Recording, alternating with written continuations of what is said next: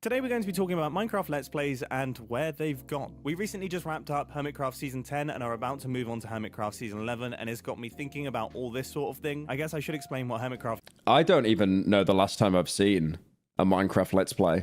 I've seen Minecraft challenge videos where it's like, oh yeah, I'm gonna build the biggest Big Chungus or something like that. You know, or like the whole Dream era of Minecraft as well, where they just had like these little pre-organized kind of scripted events and that kind of thing. It is, just in case someone's... Thank you, Lav, for the 2. Is Fear and Hunger still being worked on? Yeah, it is. Randomly stumbled on this video. I just had my body measurements taken for the costumes for it. It's like if you and 20 plus of your most dedicated Minecrafter friends actually committed to their 2-week Minecraft phase long term. I think that just about does it. I've been a member of Hermitcraft for 12 years at this point, which feels pretty insane. I joined when I was a teenager. I'm now almost 30. And although my episodes and the way that I make them has progressed significantly, We're all racing to the grave. since the early days, the format has remained fairly unchanged. Just make a decent amount of building progress in the episode, have some fun interactions with other server members, and tie everything neatly together into a 20-minute-ish episode. Minecraft is the perfect platform for making content like this. You good for the 10? Have you ever played Be the Zombie in Dying Light? Yes.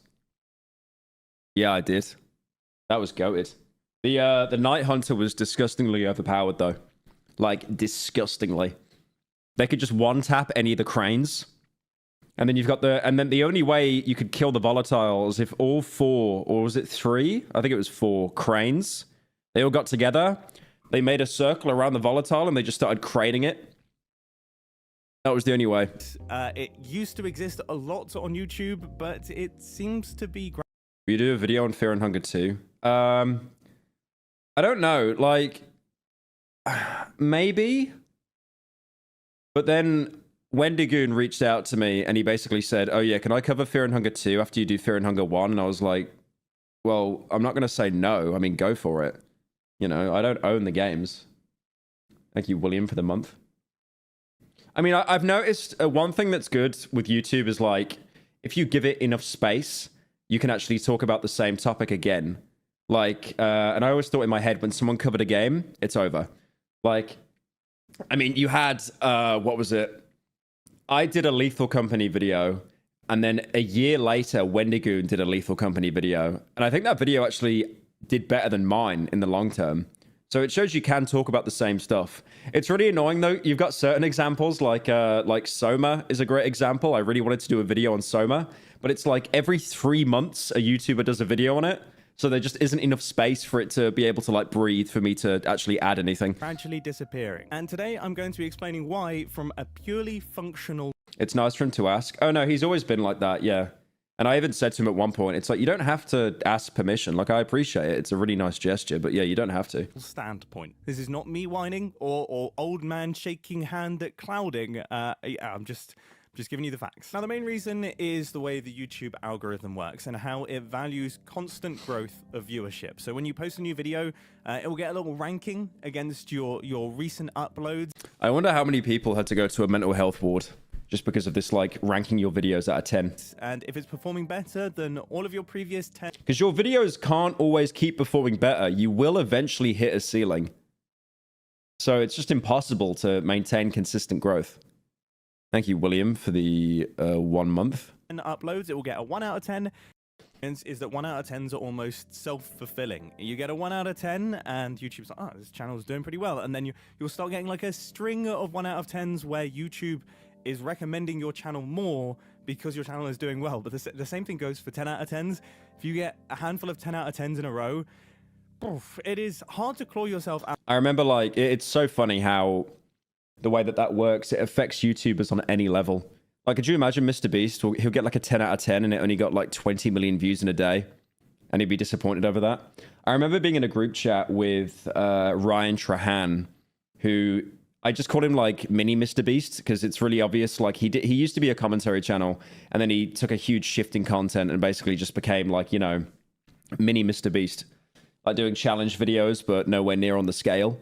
And even he was like showing how, you know, if he got like a 10 out of 10, he'd just be depressed Like, he hated that. And it applies to basically anyone, no matter how big of a creator you are. Out of that hole. Because from YouTube's perspective, that is Who's Mr. Beast? Don't worry about it. like basically going, this guy's bombing. We need to take him off the platform immediately. Now, Let's Play is effectively guaranteeing a string of 10 out of 10s because as with any series, episode 1 will perform the best, and then the viewership gradually declines. The same thing goes for like TV series and everything else. The issue is YouTube puts no value on the series as a whole. It takes it like on a video by video basis. So it effectively says, even though you have watched the previous 30 episodes of this series, episode 31 is performing worse than the previous 30 videos that this channel has uploaded. I mean, that's why most people as well. Yeah, I mean, like, you remember when PewDiePie was doing like Amnesia, by the way? And I swear to God, these videos, bro, would be like 10 minutes long. Let's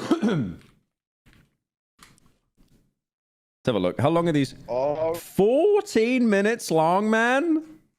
10 minutes long. 9. Oh, God.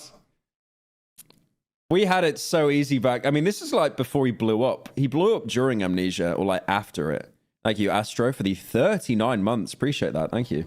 All right, ladies and gentlemen, my name is PewDiePie. PewDiePie! Brofist! And I can't believe I'm doing this. We're playing How's it going, bros? My name is PewDiePie! some Amnesia, The Dark Descent. But yeah, it's like, you can't do this anymore. You can't do it. That's why when you see like Milkiplier or Jacksepticeye do a horror video, they'll play the entire thing in one video. Same with Corey Kenshin. Sometimes, you know, if it's like an 8-hour game, they'll split it into parts.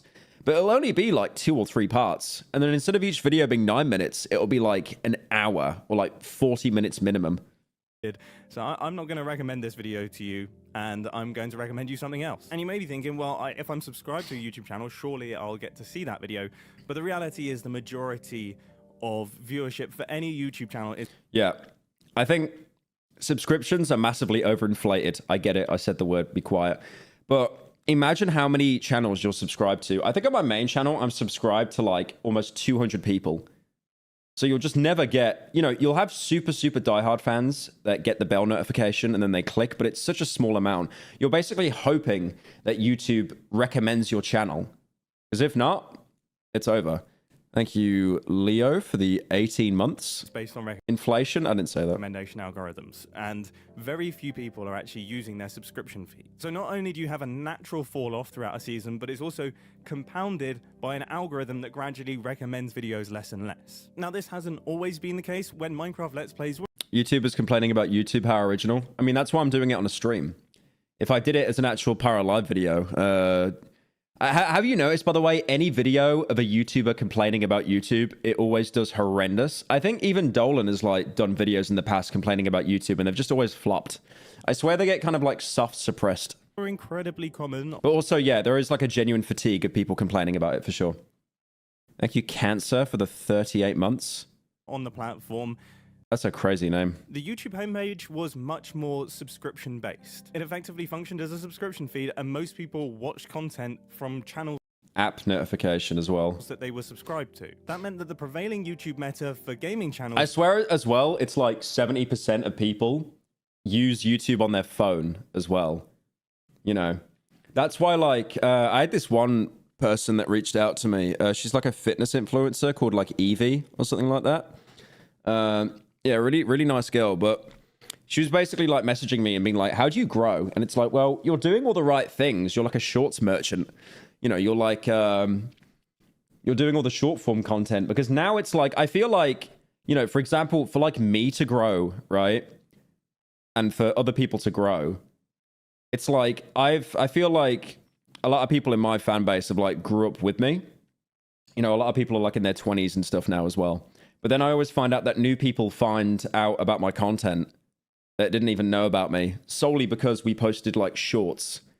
Because someone's just like doom scrolling at 3 in the morning, and then they're like, oh, this guy, I might check him out. was to consistently upload so that you could She's the one who bites the monster cans. Yep. consistently be on people's homepage and people could be consistently updated with what you were doing. But as YouTube has shifted more and more away from preferencing channels that you're subscribed to just videos that are performing well, the YouTube meta has effectively flipped entirely. Now you should put all your eggs in one basket, drop one big video as infrequently as possible to allow summer anticipation to build up, and hope that it does incredibly well enough to justify. I mean, yeah. If Fear and Hunger, if that video flops, I'm taking a trip to the Hard West. The fuck, mate? Of the next video. There's this term that I really like. You've got relationship YouTubers and you've got idea YouTubers. Relationship YouTubers, a good example would be someone like Casey Neistat or Emma Chamberlain.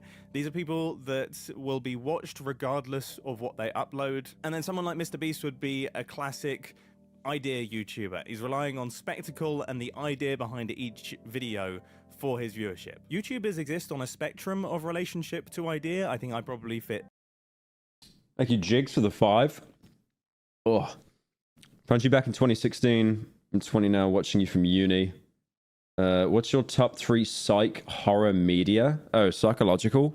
I don't know about horror, but I've been watching Prisoners recently, and that's like that absolutely slaps as well. Thank you, Annan, for the 16. Appreciate it. Somewhere in the middle, but I do think it's quite... Christmas dinner finally hit. Can you shut up? Can you shut up? Dude, shut up. telling that I couldn't think of I need a Christmas dinner right now. I need something in my stomach. any current relationship. Thank you, Pyro Transition, for the 11 euros. You psychopath. Your surgery to become a woman is scheduled tomorrow at 6 p.m. You can check in at 3 p.m. in the reception. Thank you. You didn't have to tell everyone, but thank you. YouTubers. Eat a banana. I do have one banana left, but it is so moldy. I actually might get it. It's actually, it is black as the night. It's not... Haven't predominantly come from streaming. Like Casey Neistat and Emma Chamberlain are great examples, but I mean, they were blowing up probably like 7 or 8 years ago now. YouTube is much more... Yeah, I think Casey Caveman Neistat, he did a... what was it again? He started an app and he sold it. So then he kind of realized he didn't have to do YouTube as like a full-time thing. And idea and one-shot video performance based than it's ever been. And I'm not necessarily saying that's a bad thing. I think it's probably improved content across the platform by a significant amount, but it does definitely change things. Now, the next thing that is working against Minecraft Let's Plays is that the titles are inherently hostile to new viewers. So to give an example, Hermitcraft Season 10, Episode 55, big new things. Well, there's a lot for a new viewer to digest and try and make sense. How's his views been recently? Let's have a look. Major Minecraft movie spoilers. Oh yeah, I see the views have gone down. I mean, the thing is, if the views go down, as long as you're uploading consistently, that's fine. But yeah, I feel like with how big his project is now, he basically needs bangers. I mean, that was a banger because obviously the Minecraft movie. There's always hype around that. Sense of there. You know, what is a Hermitcraft? 10 seasons sounds like a lot of seasons. Do I have to start from season 1, or like can I jump in here? And episode 55. Okay, let's talk about the elephant in the room right now. Okay, where is Yogscast Shadow of Israel? What's it called? Shadow of Israel? I forget the name of it now.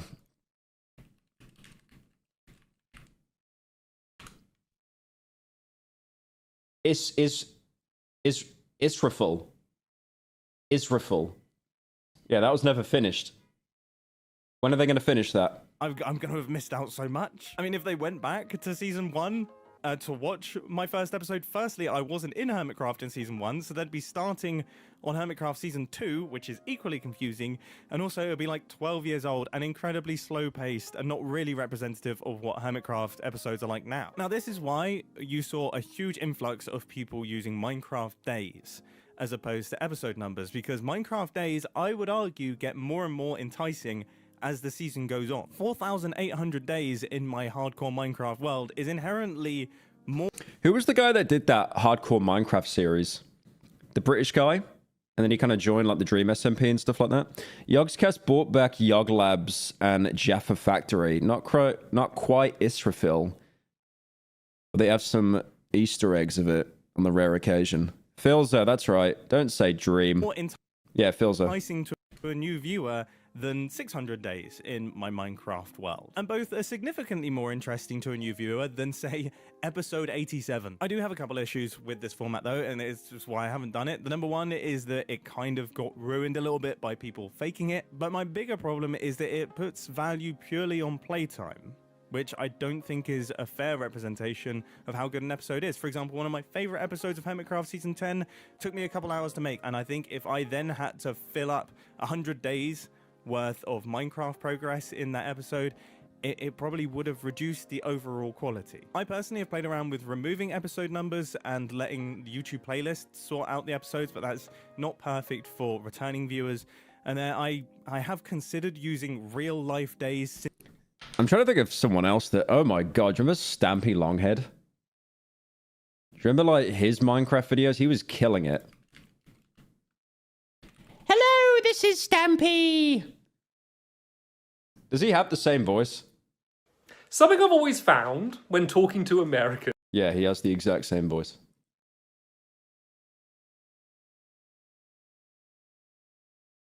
How many views was he pulling in during his peak? Oh, that's right. He started doing like Tears of the Kingdom Let's Play.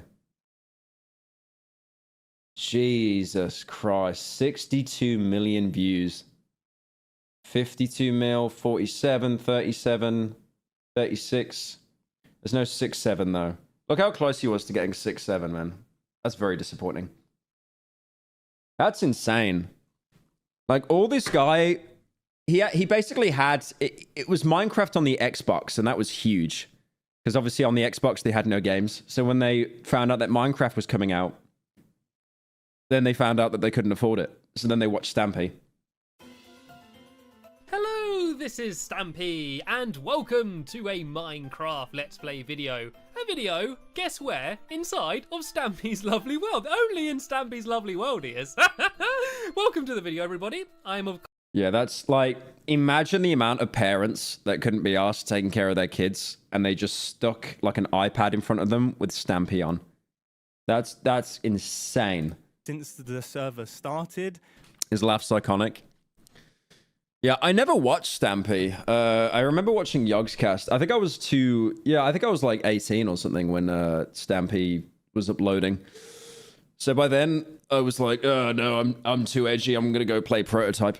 But then the problem is you're competing against people who are using Minecraft days, which go by That was me. Oh, you just admitted you were an iPad kid. It's over. much quicker. So the number is going to seem much smaller in comparison. And honestly, I don't really know what to do about this. So I am open to suggestions down in the comment section. So to summarize this section of the video, you have the natural decline in viewership that happens throughout any series being compounded by an algorithm that gradually recommends new videos less and less, and hostile titles that make it very hard to entice new viewers.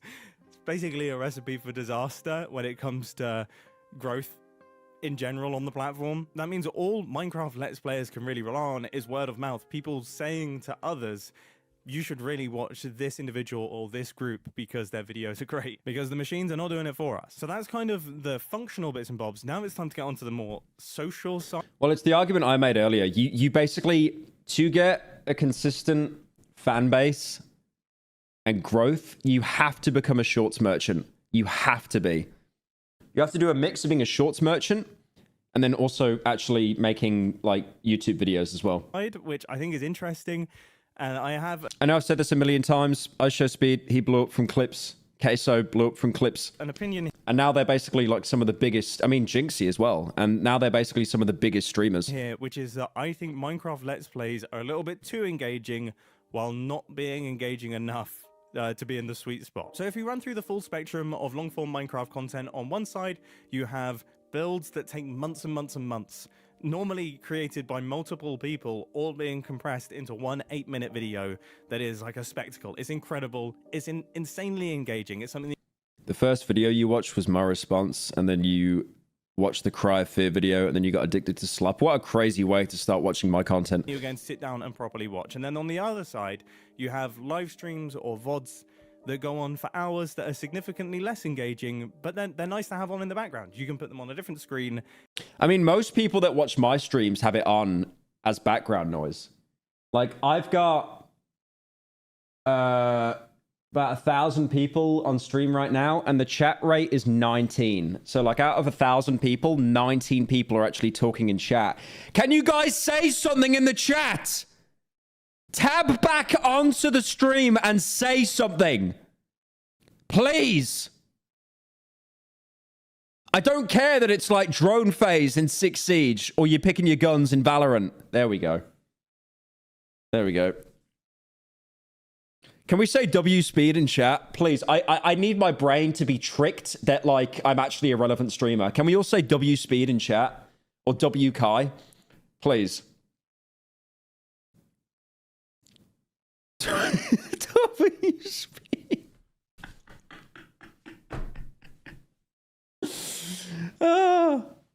Just W speed. That's it. That's just it for the entire thing. W speed. And you're not going to miss out. WK. So W sped. Oh, right. When they fucked up the fireworks, so that he just got called a sped. Yeah, that was great. Too much. You're not going to get left behind. And you can pay attention sort of sporadic. All right, not W Dolan. All right, that's enough. You ruined the bit. I think the problem with modern Minecraft Let's Play content is it's a little bit too short and a little bit too engaging to be really good second screen content. But equally, when it comes to sitting down and actually putting a YouTube video on, Minecraft Let's Plays are competing against some incredibly hyper engaging videos. You could say Mr. Beast, bro. It's okay. I mean, I kind of get where he's coming from. You know, it's like the Fear and Hunger videos. Well, the Fear and Hunger video, like we'll be like 7 hours in and still be doing intense edits. And it's like less than 1% of people are going to see these edits, by the way. Like most of them are just going to be having this on as like background noise. But it's like, it's a passion project. I don't care. That have been worked on for months by massive teams. And that is also tricky. Now, I personally feel that this middle ground, this awkward middle ground is actually the sweet spot. This is the sort of stuff that I really want to watch. It's why I watch YouTube. I love seeing the fingerprints of the creator. Is where like the heart comes through. It's not a hyper polished production. It's why I choose to watch YouTube over things like television. I will forever W hair roots. be a defender of this middle ground. And I love this sort of content. But even I can admit, my viewing habits are the same. It's hard. These machines have been designed perfectly for the human psyche and they're working incredibly well. And this is why a lot of Minecraft content creators have sort of shifted to this method of predominantly streaming so that they have that sort of slightly less engaging, longer form content. Imagine streaming. Oh, that's cringe, bro. Imagine streaming, right? God. I would just game in myself. And then the most engaging parts of the streams will be clipped to create short form content, which is great for Reels and TikToks and YouTube Shorts. Then every few weeks, they'll create a Minecraft Let's Play episode that summarizes a lot of the progress. I mean, that's the holy trifecta, right? Illuminati. You've got like streaming, shorts, and then actual YouTube videos. The actual YouTube videos is what brings in the majority of the revenue. It's like a balance. They've made in the streams, which is likely to be a lot of progress due to the time spent streaming, which means it probably fits into the more engaging side of that spectrum. I think this method is great. I think it makes for fantastic content across the board, but it does feel slightly different to traditional Minecraft. Thank you, Tukes, the 5. No, I'm too busy making my dinner. You are my background sound, inflation twin. Let's Play episodes. Finally, just kill that guy. From a creator standpoint, it's just in a video game hard starting something knowing that you're committing to it long term. Working on a world for multiple years takes a lot of commitment. I mean, anyone who started a new Minecraft world knows the feeling. Like the first few weeks, you are so excited. You have these massive plans. You lay out all these foundations, and then you start to doubt yourself and you start to lose faith. And it's tricky, you know. YouTubers are human too, and we suffer from these feelings. And I think without the support of the Hermitcraft group and the format that we've kind of established, I would definitely be getting to like episode 12 of my Minecraft Let's Play and then starting again multiple times a year. And actually that brings up a good point. The Hermitcraft group has built up a reputation for committing to these worlds long term, and we do have a reputation for... One thing I really respect is like this guy and his team's like dedication to Minecraft, because I could never make my channel solely based around Minecraft. I would become so like disheveled and depressed. Because there's only so much you can do with a single game. For seeing things through, and I think if you are someone who is starting out on a Minecraft Let's Play, you have to convince viewers that you are going to stick with this world for the long haul as well, because they are investing their time into your world too. Could you ban Mohammed? What did he just say? Are there no barbershops in Australia? They're watching your world progress and they're interested. Look, man, we can't all get the low taper fade like you can, man. Sorry. Seeing where it goes. And if you then get a reputation for starting a new world every sort of couple weeks or so and not seeing your ideas through, oh, it's going to be difficult. You're kind of using up that trust. It's tough. It's tough. It's tough out there being a Minecraft Let's Player, let's say. But I think there is a lot of value in Minecraft Let's Play content. I think it's lovely, but I think there is a lot of value. I hate myself so much.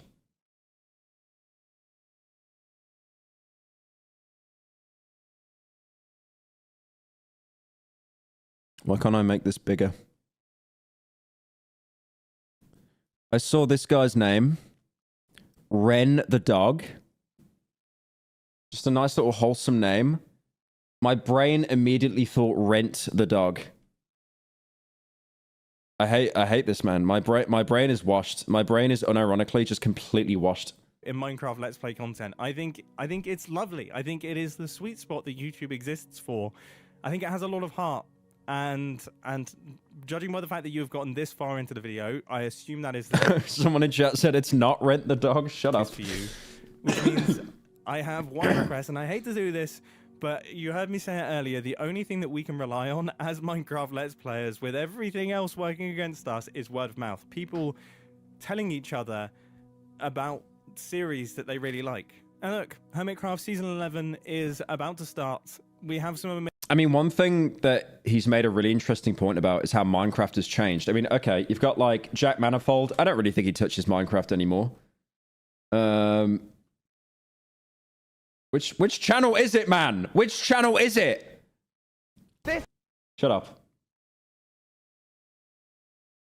I do love it, man. You just everyone is using J Schlatt. You can do in a single game, bro. Check out Cubic Meter and it'll break your brain. Escaping a straitjacket to prove it's easy. Okay, that's kind of genius, actually. And then he's with George and Harry. And then you've got Tommy in it. I don't know what Schlatt did, man. Like, I don't know whether he's got some like unpaid TVs or something. Because I swear everyone is like doing content. Oh yeah, literally just Schlatt in like every single thumbnail. And then you've got Dream. I don't know what Dream's doing at the minute. He's just collabing with like Purple Guy from FNAF. That's all I've seen. Like every video.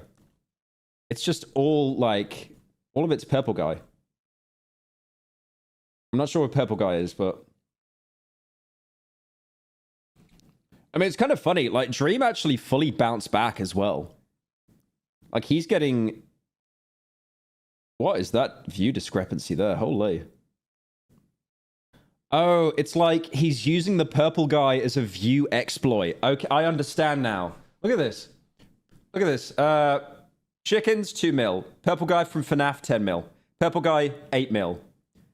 Purple Guy, Herobrine with Purple Guy Aura, 6 mil.